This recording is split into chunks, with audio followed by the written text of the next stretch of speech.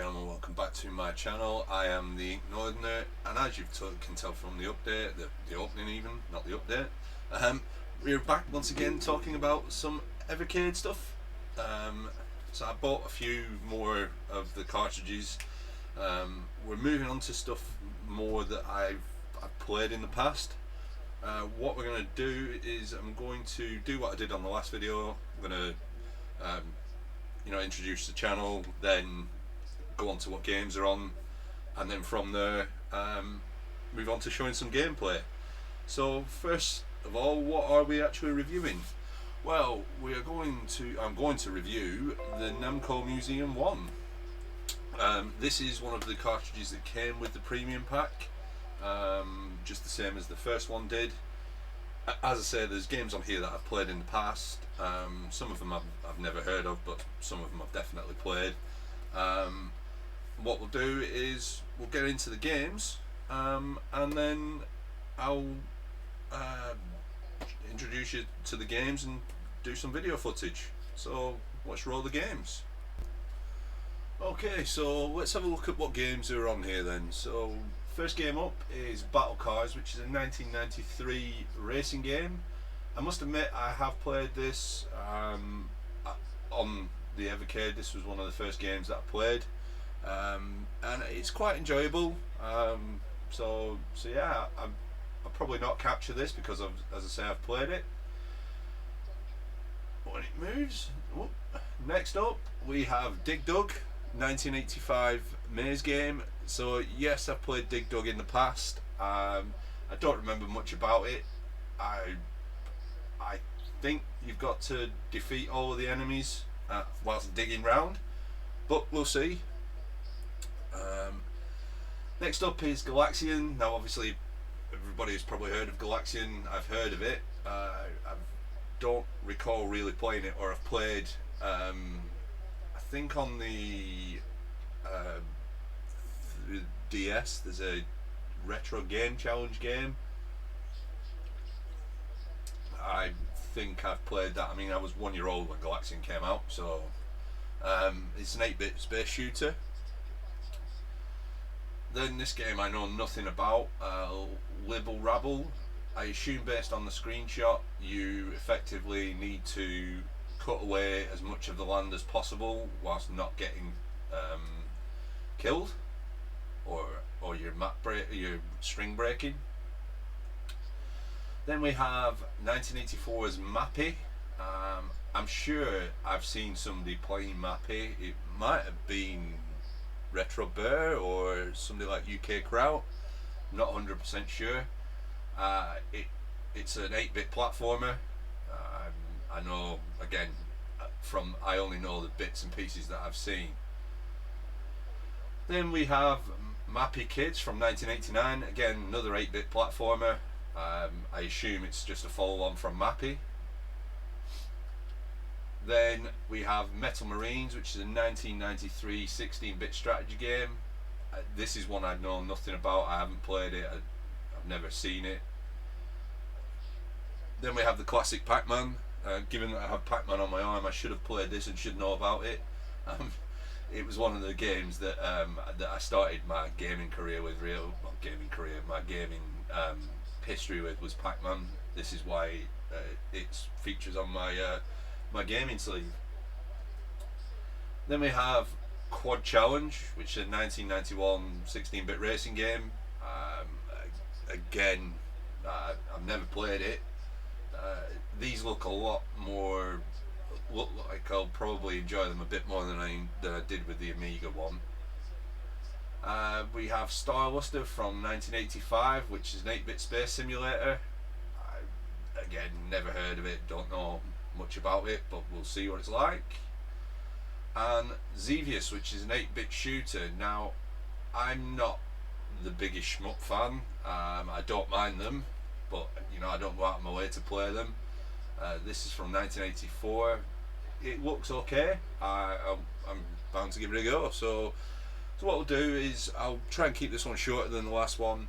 I'll move on to showing you some game footage, and then I'll come back live and we will discuss my thoughts on on this cartridge. So yeah, let's roll the game footage.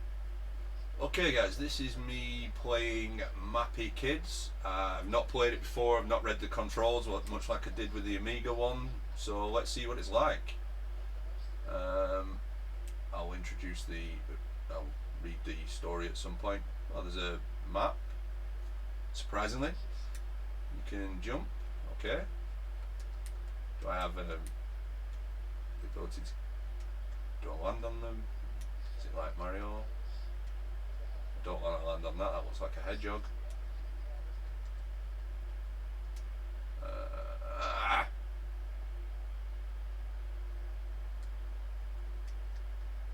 Do I break?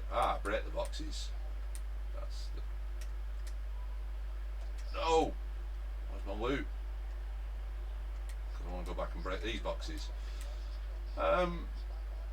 It's a... So far it's an alright platformer. I've played some worse ones. Jump over that. Over there.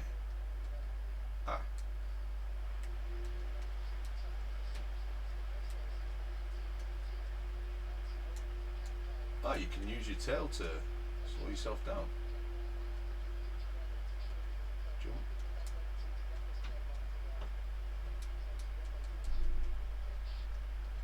It reminds me, because of the colourful nature of it, a little bit like Alex the Kid. It's not quite Alex the Kid level, but is that yeah, so you can attack. I don't think it's as good as Alex the Kid, but it's still okay.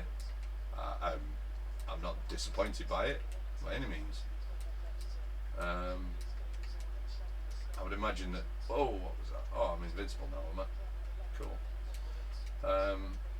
I'll just get to the end of this level and then we'll move on to the next game. But yeah, this isn't the worst game that I've played. I'll say I'll get to the end of the level, boot you right back to the start. I don't know whether you get continues or what on this, but so yeah, I'll jump, try and get to the end of the level, and then I'll move on to the next game. Go away, cat. Go away, hedgehog. Anyway, yeah, I'm gonna carry on playing that, but we'll move on to the next game. Okay, so let's see what Libble Rabble is. I've never played it. Normal mode. Dips. I don't know what dip SW is. What the hell is that? Let's go on to normal mode. So yeah, I don't know what this is. I've never played it before. Surround the riches. Okay. Surround the riches. Okay, I don't know whether that red bar is my timer or whether that's the amount of string that I have. Surround the riches. Okay. So it is much like I thought, where you've got to... Oh, what's that? You've got to round things up.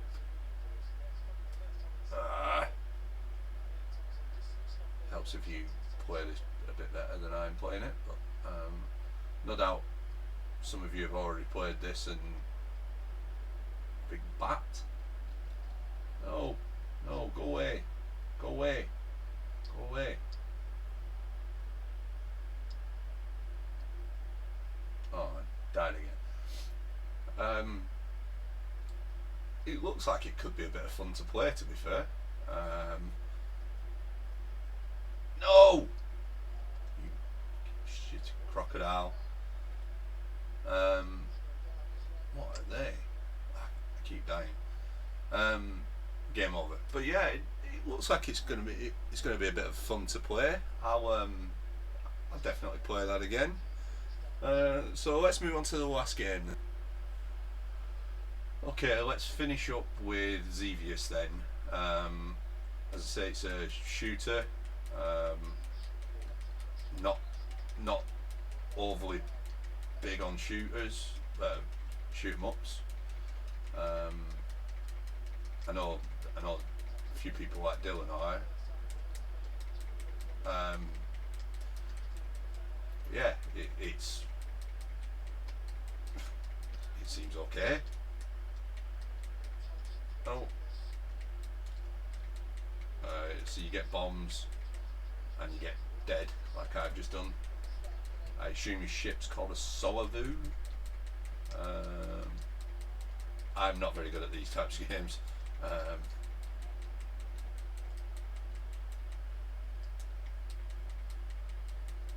it's a very, very basic, but this is what I would expect from 1985. I think it said it was. Um, it's all right.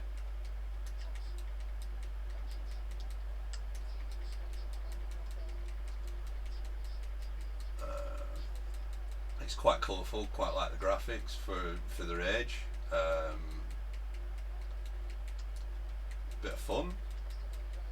Things that look like upside down Death Stars.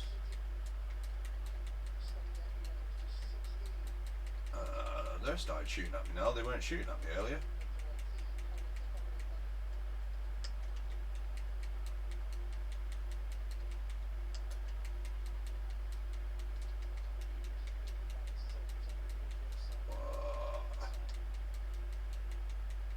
My strategy for shmups is to try and um, not get too far ahead of myself and up the screen. What I'll do is I'll get to the point where I die again, and then we'll move to the wrap up. But yeah, it's not too bad. I'm definitely not saying that I wouldn't play it again. Seems all right. It's not quite as, I guess, bullet hell as some shmups, but I guess for the age, that's what you would expect. Ah.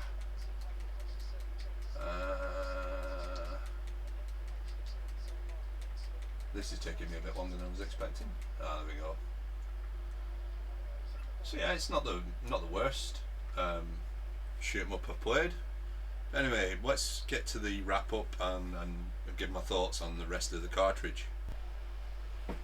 Okay, so that was the roundup and sort of review of the Evercade Namco Museum Collection 1 cartridge, along with some gameplay of some of the games. So let's talk about this cartridge and see where I put it on my 1 to 5 rating scale. So what would I say is my favourite game on the cart? Well, I'm going to remove Pac-Man, mainly because obviously I'd be pretty biased to Pac-Man. So yeah, I'm going to remove Pac-Man from the equation. The game that I had most fun playing on this was probably Battle Cars. It's actually quite a decent game.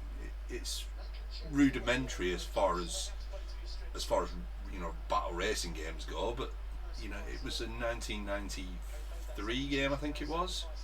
Yeah, on the Namco Museum, Battle Cars would be my favourite game. My least favourite was probably Mappy, mainly because I didn't know what I was doing and I kept dying. Mappy Kids was pretty fun though, I will admit, so I assume that that's the sequel and they've improved on it. I quite enjoyed that. Overall, where would I rate this? I want to say a 3.5, but I don't know whether I want to go into giving half points, so I'm going to say rate it at a 3. There's more on this that I would play than on the Amiga cartridge, but that's not to say that these games are bad or the Amiga games are bad. They're just not for me. I must admit, I do like these clamshell cartridges, these clamshell cases. They're good for storing, and